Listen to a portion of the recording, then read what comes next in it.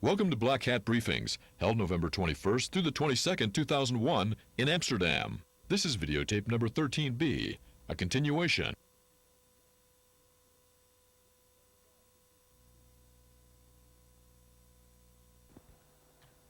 Welcome back. Okay, good. Now, what I want to do now is we're just going to talk a little bit about some real-life scenarios here,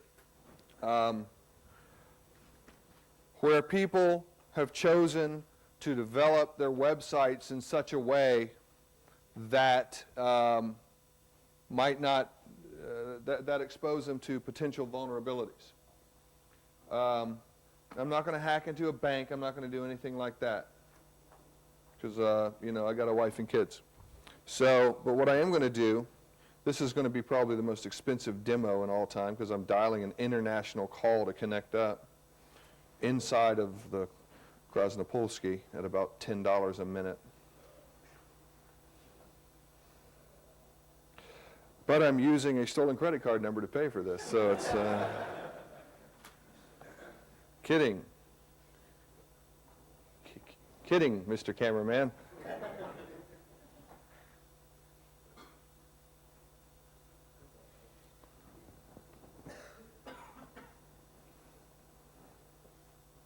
Okay, so what I'm going to do is connect up.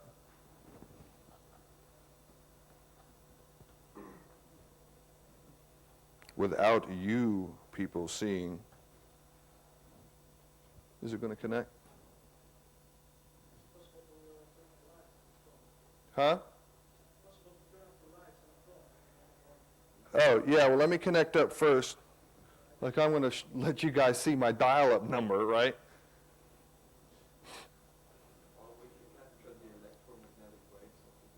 I'm sure, hey, go for it. I don't need to make it easy for you. We got Tim back there scribbling down my numbers. I'll show him. Watch this. I'll get home and it'll be a nice email waiting for me.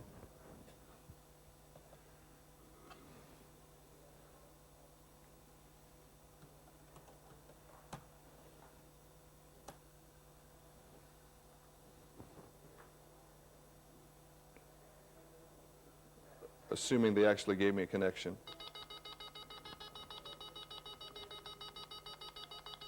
That doesn't sound like a good sound.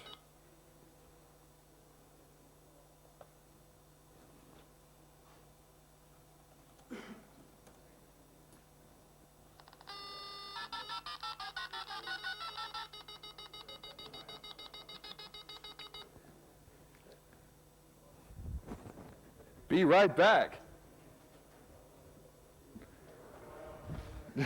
No, he's not going to give me his.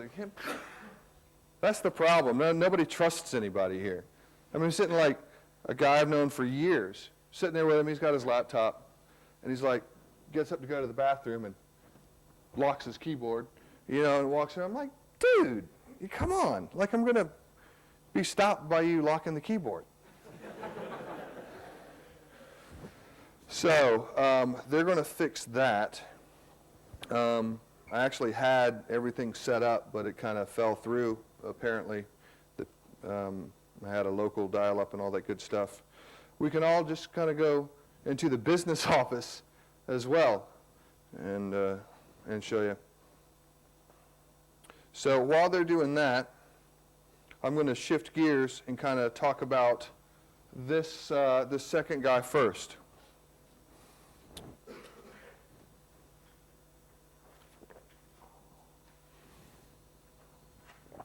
There's really two ways to exploit conditions over the web. One is for us as remote clients to use SQL injection and directory traversal and buffer overflows to compromise the web servers. The other, which really I don't think a lot of people pay too much attention to because it's not necessarily real sexy, is taking a little bit more time and using server-side components to compromise some of your clients, people who come to your site, right? So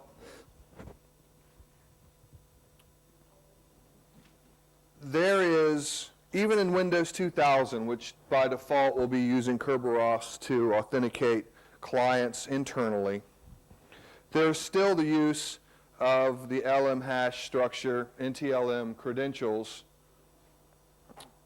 inside Windows 2000.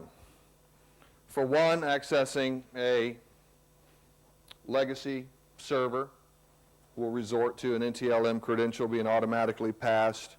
Telnet server allows you to make a connection to a remote telnet server and pass your NTLM credentials over port 23. That would all be internal. So if you have the client, the server set up to do that, and the client connects, they could authenticate to a secure server by using their currently logged on credentials. Who's familiar with the telnet exploit in regard to Windows 2000 for that? That Dildog wrote Talk NTLM, which was a rogue telnet server that was sitting out there on the network.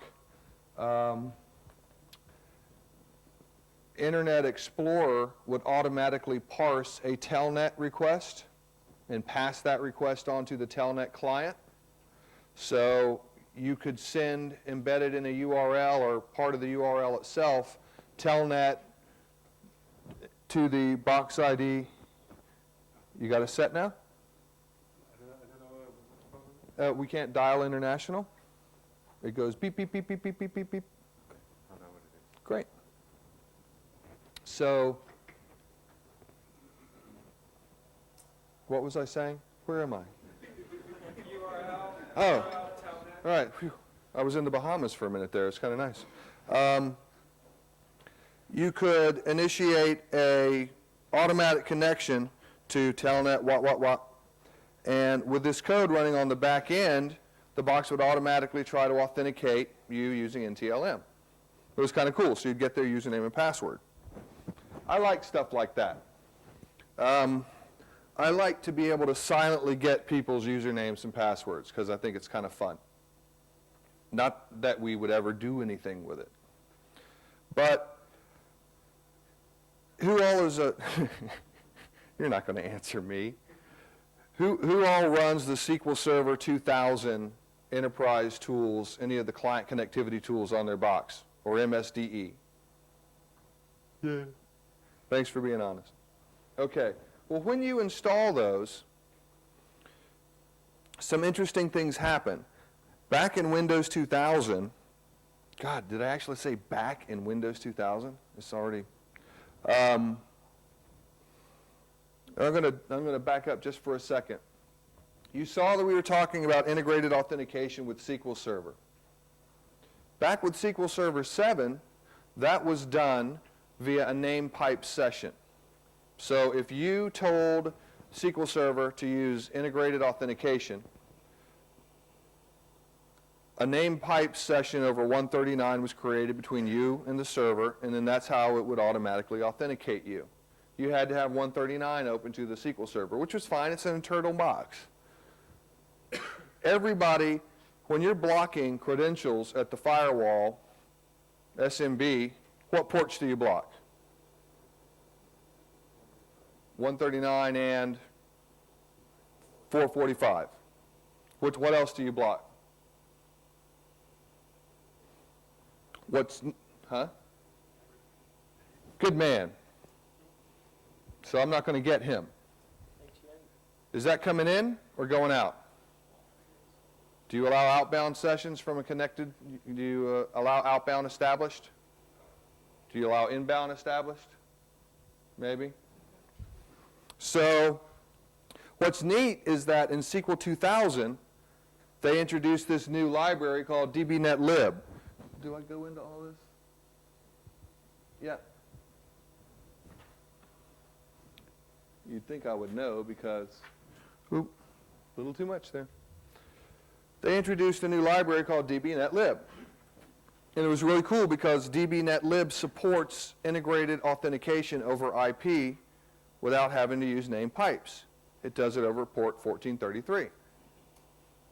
So if you go to the client and you tell it to use dbnetlib, which is now the default for IP sockets in Windows 2000 on the client side, and the server, which is ssnetlib or whatever, you can automatically authenticate your people over 1433.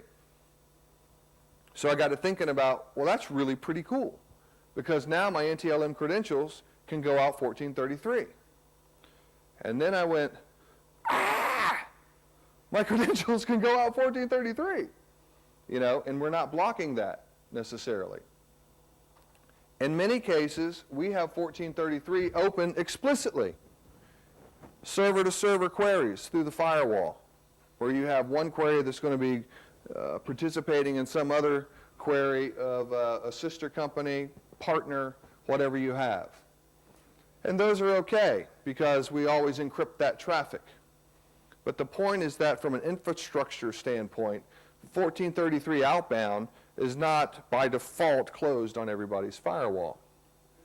So really all we had to do was figure out how to get the client to make a dbnetlib reference. How do you get the client to do that?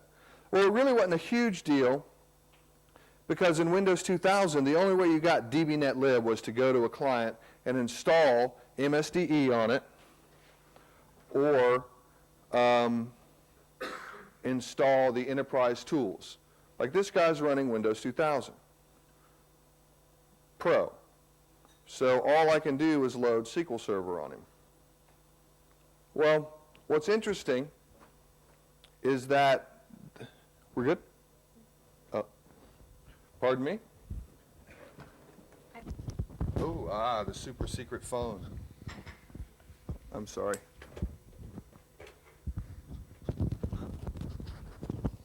What's causing the NTLM? Is it the Windows NT4 client? One second.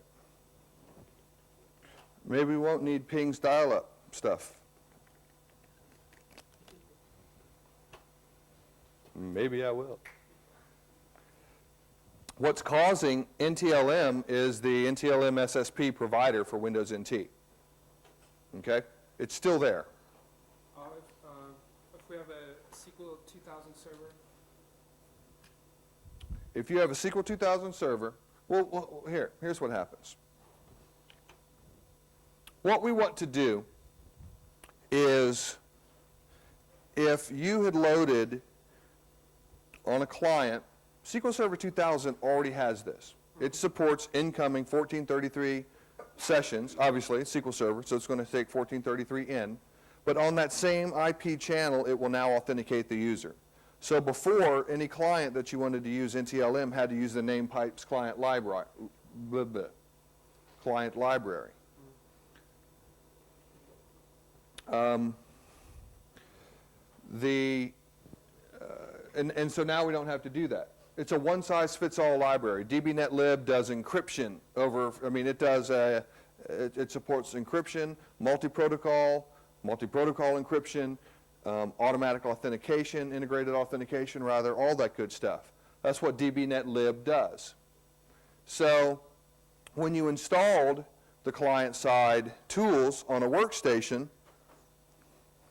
not only did it install dbnetlib, but it installs some ActiveX controls that we use to enumerate some of the SQL Server objects.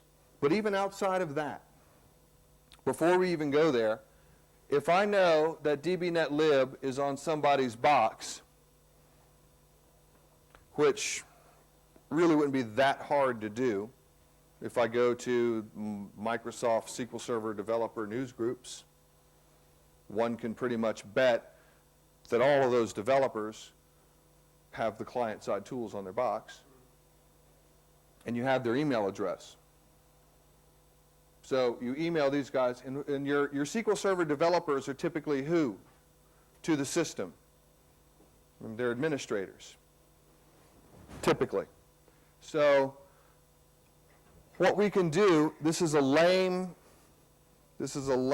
way of getting them to connect. If I do client-side HTML and I instantiate a new ActiveX object on client-side HTML, and they have scripting running, and they've prompted for domain for data sources across a domain. There's a lot of ifs there. What I can simply do is, remember our connection string? Same thing. This is happening on the client. So I have a web page on my server. We're good? Yeah. Great, thank you, sir. Start at 0 first. I appreciate it. Yeah. Thanks for all your trouble. Okay.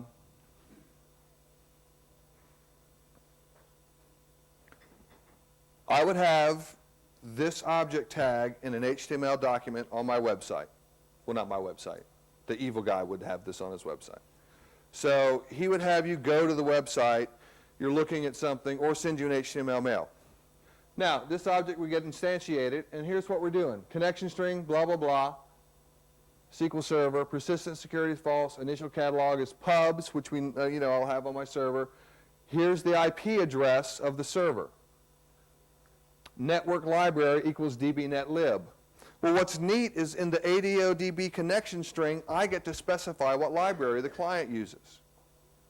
So if you have this on your server, on your client, what happens is it will pop up and say, do you want to access, you're about to access a data source in another domain. Do you want to do that? A lot of people say yes to that, I can tell you. Because that's what they want to do, particularly if on the side they say, click here to get this data or something. And if you engineer it right, you say, access my data source with this so-and-so. So you've already used the term data source. And so they go, okay, I want to access the data source. And they click the button. And then they get a security warning that all it says is you're about to access a record source from a different domain. And they go, oh, okay, yeah. So they click it. This object gets instantiated. And right there over port 1433, out go their username and their NTLM hash. And I get to collect it.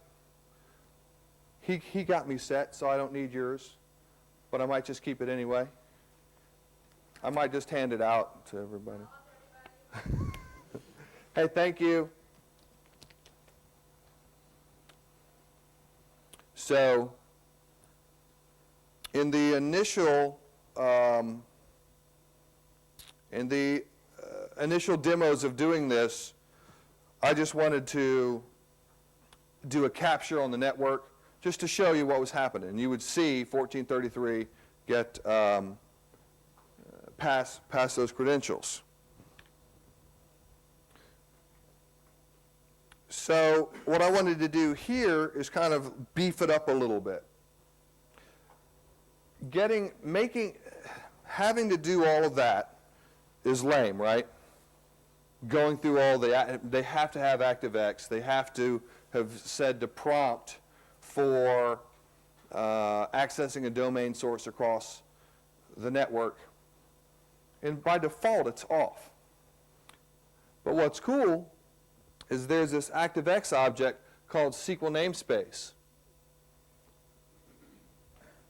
which whenever you install on the client, when you install the client tools, this ActiveX object is marked safe for scripting. Yes, smilers. So not only is it marked safe for scripting, it also, as does the ADODB connection object, it also allows me to specify the network library. So all we do is say ns equals new ActiveX data, or ActiveX object, SQL namespace, initialize, I just call it grabber, set the IP address, trusted connection, yes, network library, dbnetlib.dll, and guess what? Absolutely silent. You go to the web page, you're reading everything, you don't even know that this object got instantiated. The next thing you know, I've already got your I've got in clear text your NT username and password and the NTLM hash. Now, there's not a whole lot I can necessarily do with that. I can sit there and crack on it, And depending on how strong the password is, you know, it might take me 3 months to do it. But so what? I mean, we've got racks and racks of servers. Well, now, okay, I don't have racks and racks, but I've got a bunch of servers. So those guys can just be sitting there, and once I get it, I've got it. The other thing we can do is like SMB relay type things and pass the hash. So to kind of illustrate this,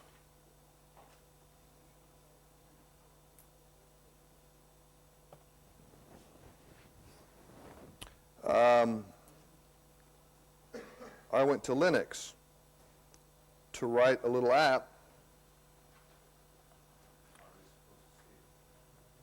Oh, I'm sorry. Yeah. Ta-da!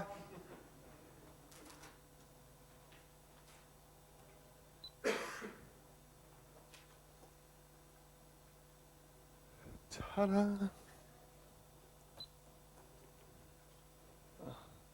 Don't make me restart it again.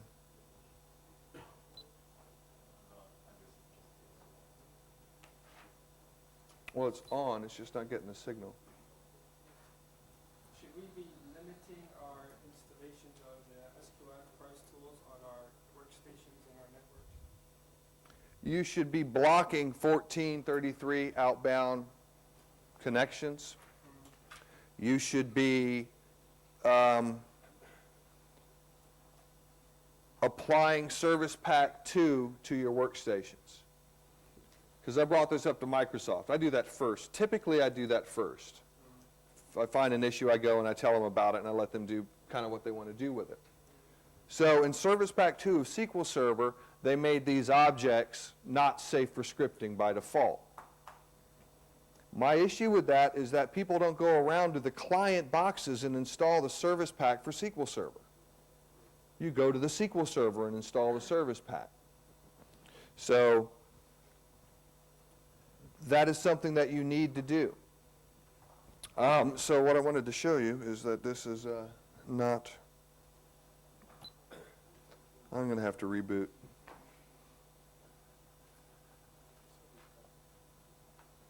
Oh, wait.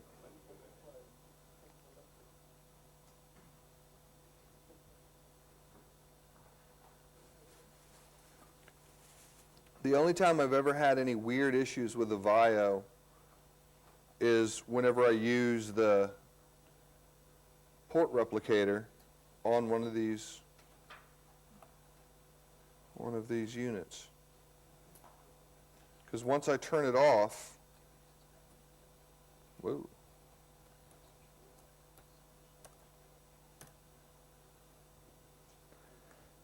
So just give me a second to reboot that.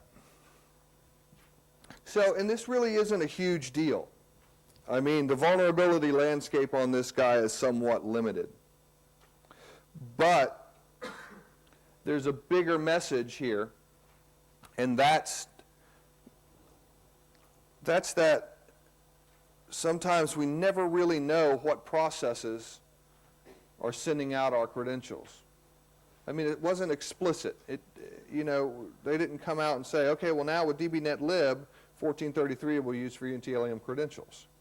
And to me, I'd like to know that. So the real lesson is even in Windows 2000, I mean, in Windows NT, we're all kind of hip to NTLM and the LM hash and how weak it is, right? I mean, we use low-fat crack and we sniff the connections and all that. But in 2000, we kind of think, okay, we're all Kerberos, everything's cool. But that doesn't mean that you don't have to harden your Windows NT server and client installations. Is it working? Yay. And there was much rejoicing. Well, now that was a Monty Python reference. Hey, Cameron, I got it. Yeah. Rough crowd. So inside of Windows NT, the group policy, there's a setting that allows you to set NTLM version 2, which is strong encryption, 128-bit NTLM, and you can sign server and client communications. That's the kind of stuff that you need to do.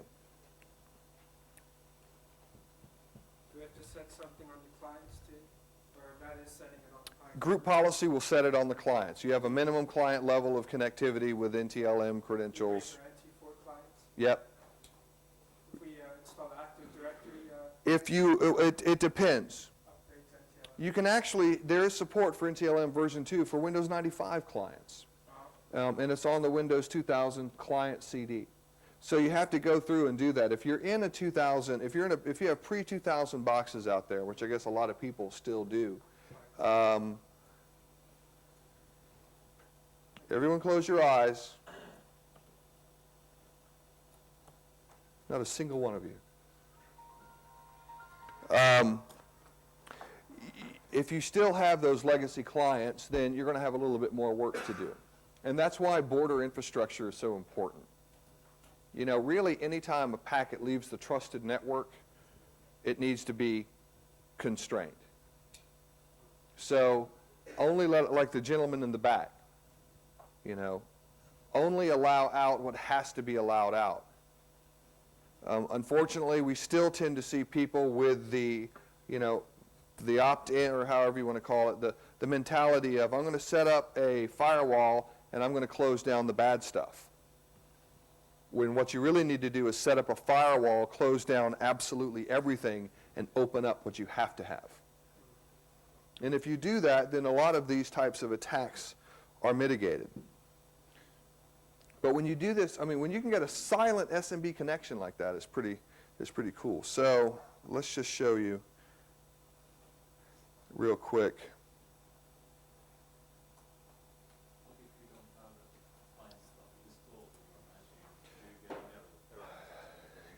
Yes, but here's the trick.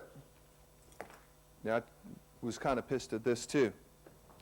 Windows XP in the default installation now ships with DBNetLib on it. Even the home edition of Windows XP has this DLL on it. Granted, I don't have a safe for scripting ActiveX control that allows me to instantiate that object and set up a back channel connection to where I can grab their credentials, but what else can we do? When the Windows distribution starts to include support for DBNetLib on it, already registered on the machine, you know, that tells me that their data-enabled model is getting very big. I mean, before, and it was fine for us before. You had to load the client-side tools. We're assuming we know what it does. Yes, we want to use IP to do NT-based authentication. That kind of tells us what we're doing here. But now you don't know anymore. You don't know where that's going to be used and what else it's possible of doing. Okay, so let's just take a quick look at it and then we'll do the demo.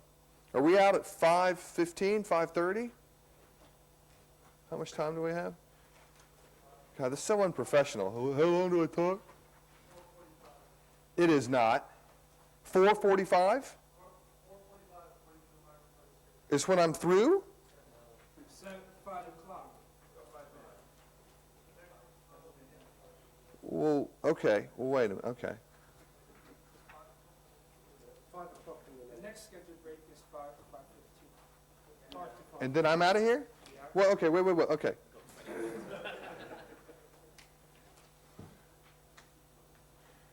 See, now I'm like deer in the headlights. What am I doing? Oh my God, oh my God. Okay, so I'm going to open up VMware.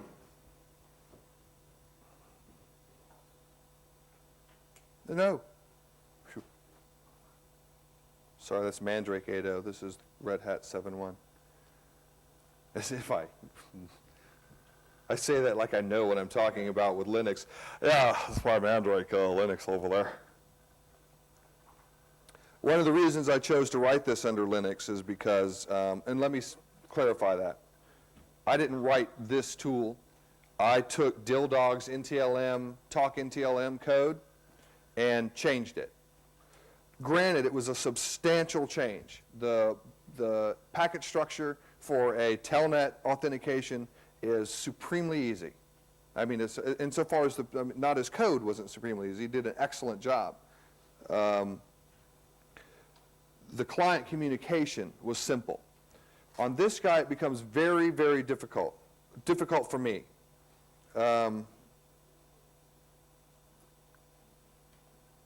So what we're going to do is I've got that guy compiled. This is called Squeal. Get it? SQL. But it's telling me your credentials, so it's a squeal.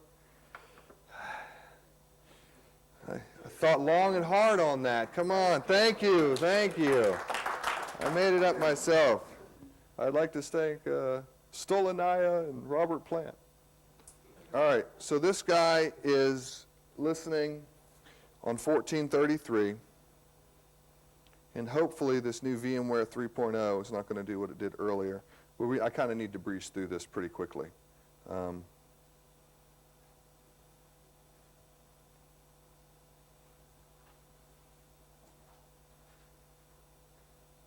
So I've just got a client-side guy here.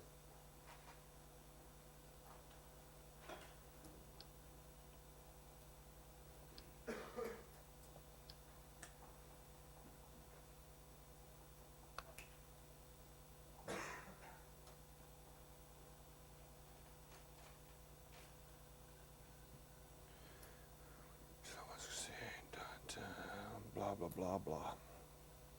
So here's the same code, basically, that I have up here. Except you can see my internal address.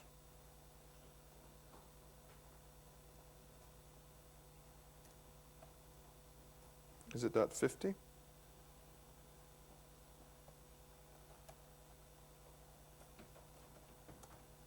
Yep.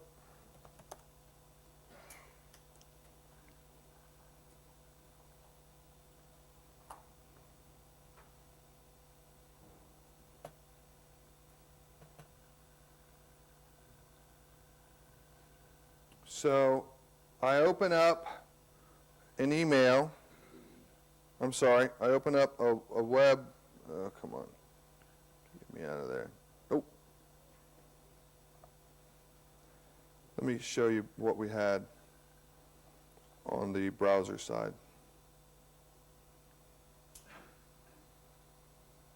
That's too much for the laptop.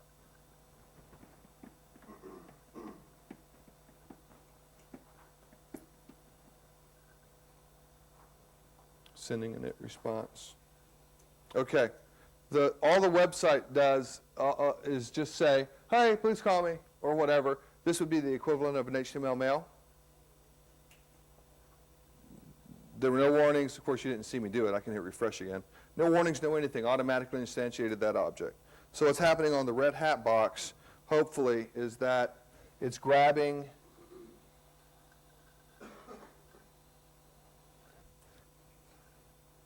probably timed out. The squealer box is listening on 1433, waiting for a call, NTLM authentication call to come in, negotiates NTLM, sends me a challenge, I send it a response, and then it dumps the hash out for me, just the same way the talk NTLM did. Now on this one it said that the negotiation failed. I'm thinking it timed out between the two sessions. So you didn't actually get to see it, display it on the screen, and no round of applause for that. But rather than working on the timeouts on that guy right now, I'm going to jump over to my other exploit, and we'll come back to this, okay? If we have time. And I've got the code and all of that stuff. The thing to remember is that with all of this development going on, that we have to be very careful with whom we give the tools to, the user rights that those people have on those machines, and really more importantly, we have to continue to have a mindset of security and depth, where you do a check here and then you do a check there, like we did on the secure development side, right? Where even though we know that there's little chance of them doing anything, we still do a couple of checks here. We tighten down SQL Server over here. We use Windows integrated authentication. Okay, so now I'm going to connect up. Sorry. I mean, I do want to trust everybody, but I'm not going to connect up with my thing with you saying, I'm sorry. Please don't get mad. And hopefully I won't have to reboot again. Hopefully I won't have to reboot. All right, so just bear with me one moment, please.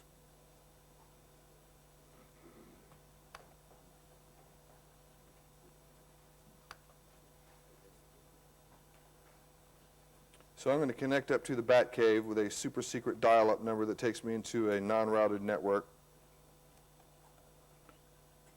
And that's the cool thing, is that now if they're tracing this, it looks like it's coming from Charleston, South Carolina.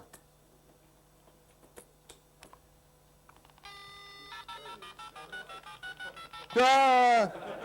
Ah! You guys. Yeah, there we go. Yeah, then it's on my chest.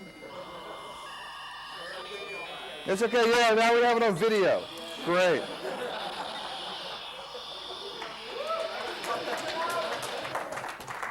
I'm changing it.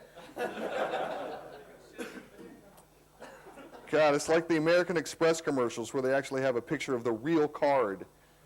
And you're like, yeah, I'd like to buy that. All right, so we're connected up at a measly 26.4. Who's familiar with Steve Gibson's site? Oh, what? It has some interesting capabilities, yes? No?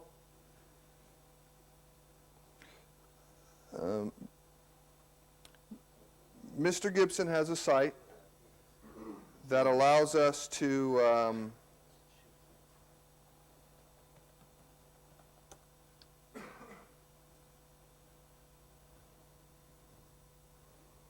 us and more than 10 million other folks to scan our computers to find out what ports are open.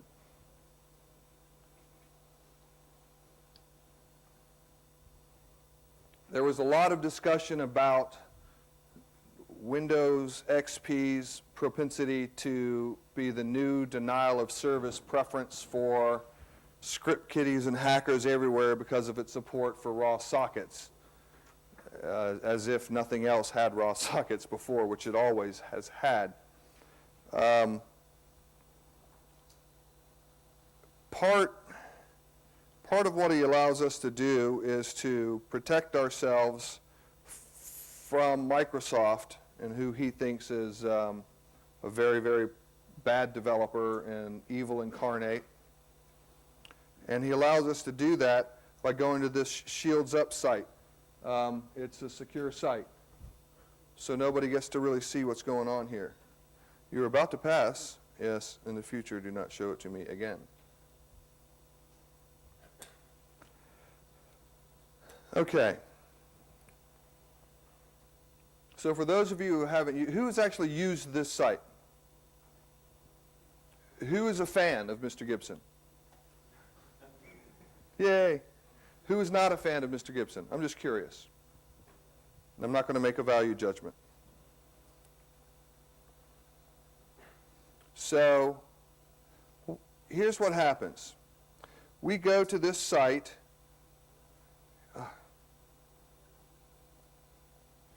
And from here, we can test our shields and probe our ports.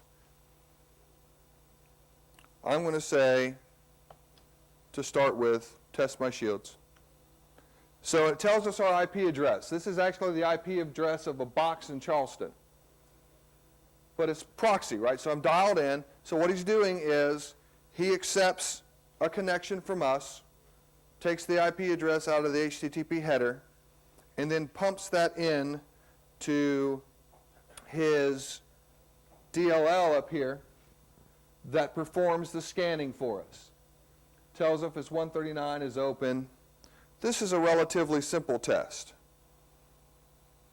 And he's told me that I'm a good little boy because he couldn't do anything on 139. So now what we're going to do is go to probe my ports. And this does a little bit more of an intensive scan, identifying the most commonly abused open ports. Tells me about 21, 23, basically does a really nice scan of my box. Now, everything is closed and stealth on this box except 25, as far as his system can see. So that's good. I had like a passing grade. Now you'll see up here in the URL, there's really nothing that identifies what my IP address is. So how is he doing it? How does he identify what our IP address is? The numbers represent your IP address. I thought that too. No. Could you repeat the question? I was asking how, you mean this R, whatever? Yeah, if you change them around, you can make it be different IP addresses. Right, but that's not where that comes from. But here's what we'll, I'm going to view the source of this document. Actually, I'm going to view the source of the previous document. The probe my ports.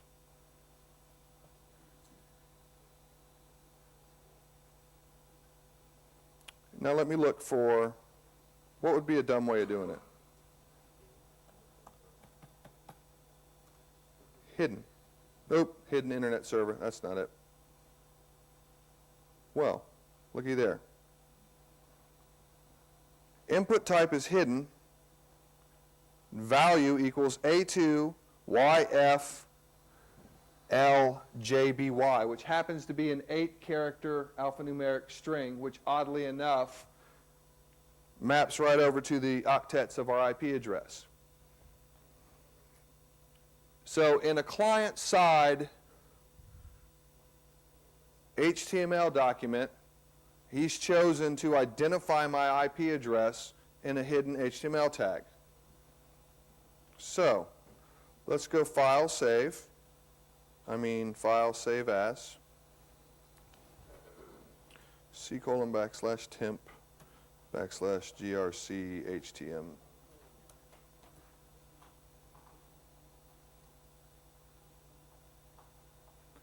Oh, I could have just done it right there, huh?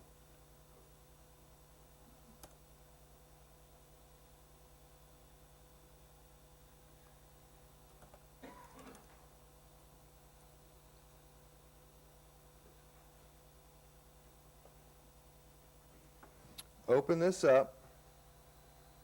Here we have back where our hidden field was. And I'm going to have my post action be http://grc.com/x. Yep.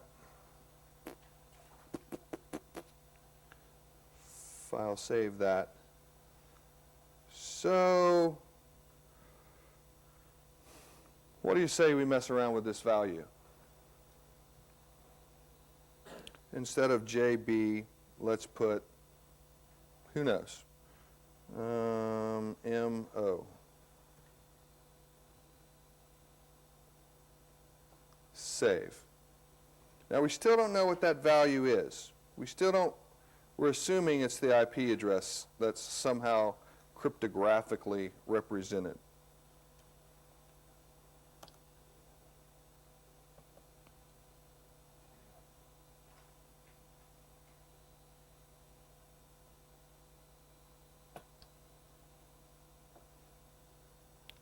Well.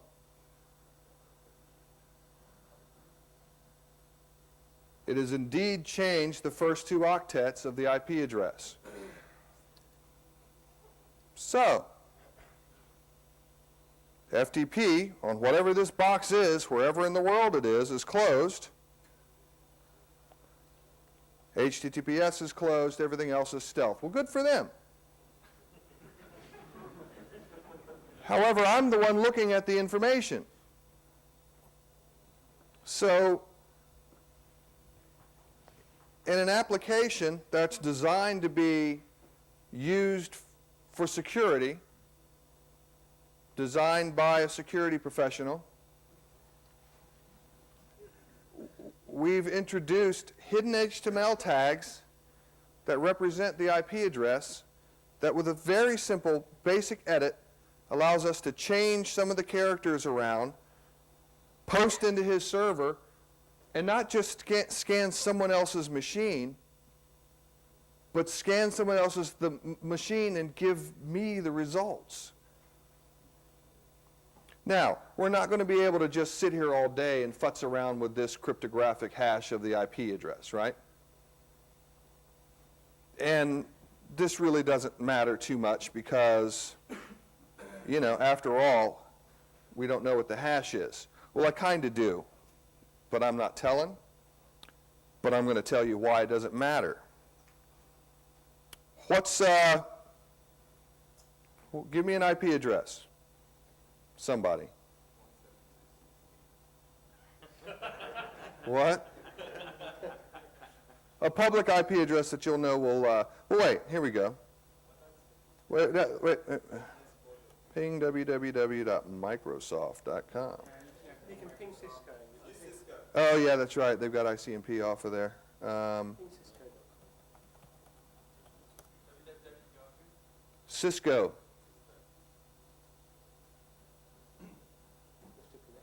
Oh, you know what? I don't have my firewall client installed on this guy, so the dial-up's not going to go out of him. But DHCP should have, DNS should have still tried to resolve it. Huh? 17 dot who? 254 0 921. That's Apple's? 91. I was going to say, wow, that might be Apple's. Maybe that's the problem. Okay. So, we saw earlier a reference on his site to, we don't have much time, this little applet of his called IP Agent, free IP Agent. Okay, I'll take it.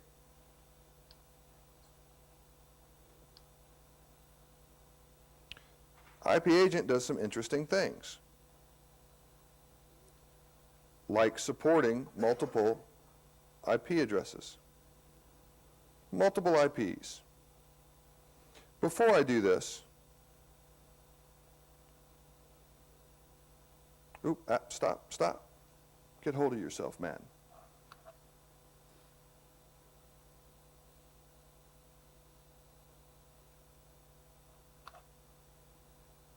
Let's see.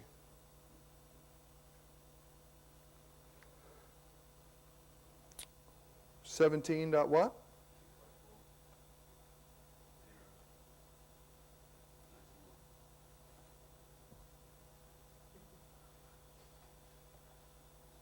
Yes.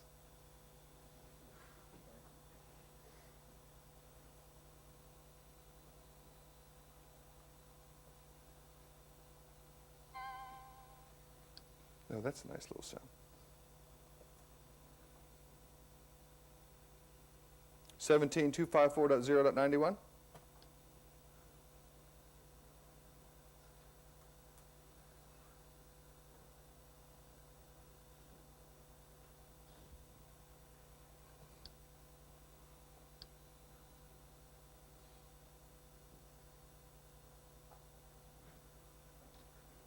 There we go. So, courtesy of Mr. Gibson, we are now scanning Apple's computers and returning the result set to me. So any IP that we want, we now have a scanning proxy available to us, which will allow us to gather some really rich information.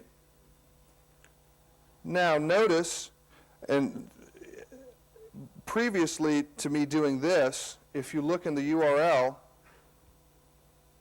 since I have multiple IP addresses, there you have the representation of the IP address directly in the URL. So what this allows us to do is we can either cryptographically attack the hash, whatever the little algorithm, which my guess, uneducated guess, without really even looking at the algorithm, might be a shift bit register. But I wouldn't know, because that would not be legal. I guess, I don't know. I mean, I'm not worried about DMCA for stuff like that. But that would allow you to programmatically script this stuff. So with the T1, we could script, oh, I don't know, 1 million simultaneous requests against somebody's IP address to send a series of nanoprobes to their box, one after another, continuously. In effect, we could use him to pose a distributed, it really wouldn't be distributed, but a denial of service attack on somebody else's box. So my humble statement would be we don't necessarily need to worry about raw sockets problems with Microsoft, as Gibson says, but more importantly, we might want to worry about Gibson himself. So this can be scripted, as I said, and all the results pushed out, and it can also be abused. Now, how can we have prevented this? I mean, I actually think this is somewhat of an important, it's kind of a big deal, because I can scan other people's boxes remotely, scriptably. How could we have prevented this from a design standpoint? Pardon? He may have been able to use a session variable. The one important thing is that he's already gotten the IP address of the unit. And he's taken the IP address of the unit earlier on in the session. And now he trusts me that the only variable he uses now is that one variable. It would be extremely simple to, in this code, check the current HTTP header, remote address, and say, okay, I'm aware that I got the IP address that I'm supposed to be scanning, which is your IP address, supposedly. But just to be on the safe side, before I perform the scan against the box and all your ports, let me look at the current session IP address, and do they match? And if not, don't do it. He doesn't do that. To me, the current session validation would stop pretty much this whole process. Now notice how he dumps it into a DLL, which means that there's a secondary process that's executing this, right? Even if he did that, it would probably still be possible for me to dump the request, or multiple hundreds of thousands of requests, to his system, and it very well may be able to scan somebody else's box, but at least it wouldn't give me the results. That's really the main issue here from an abuse standpoint. I don't know when somebody's going to alert him to this. There was something similar to this that happened with a hacked version of the IP agent, a year ago. And it was fixed in the IP agent, but with this multi-protocol support, pulling the IP address directly from the stack without even validating it and then presenting the push buttons for me to scan is another part of the problem. Remember, give me another IP address real quick. Oh, yeah? 5 or 2? 3.5. All right, so what I was going to show you, but can't,